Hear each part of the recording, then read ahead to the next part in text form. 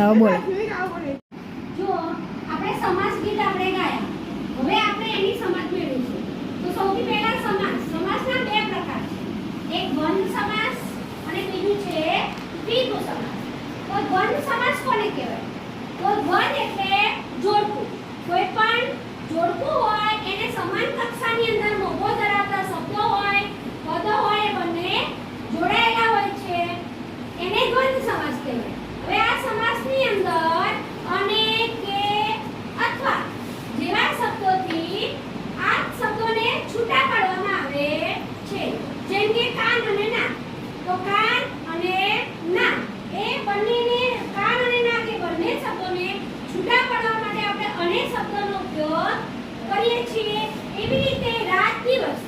તો રાત કે દિવસ. તો રાત અને દિવસ એ બંનેને આપણે છૂટા પાડવા માટે કેનો ઉપયોગ કર્યો. બીજું છે દ્વિગુ સમાસ. હવે દ્વિગુ સમાસમાં એવું છે કે જેના પૂર્વપદમાં, પૂર્વપદ એટલે આગળનું પદ, પહેલાનું પદ, બે શબ્દોથી બનેલો એક શબ્દ હોય એમાં આગળનું જે પદ છે એને પૂર્વપદ કહેવાય. તો આ પૂર્વપદની અંદર સંખ્યા બતાવેલી હોય. શું બતાવેલું હોય? સંખ્યા. આ સંખ્યા દર્શાવતું વિશેષણ અંદર આપેલું હોય અને જે ઉત્તરપદ એટલે કે પાછળનું પદ છે એની અંદર કોઈ પણ સંજ્ઞા આપેલી હોય. જ્યારે આ બંનેમાંથી અર્થ કઈ સમૂહ નીકળે ત્યારે એને દ્વિગુ સમાસ કહેવાય છે.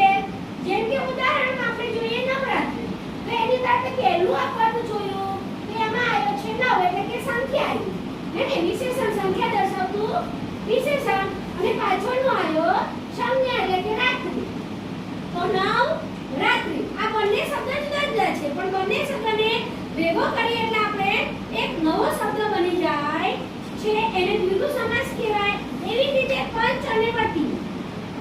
તો પંચ એટલે કે પાંચ અને પતિ એટલે કે પાંચ વૃક્ષ. એટલે ત્રિલોક છે,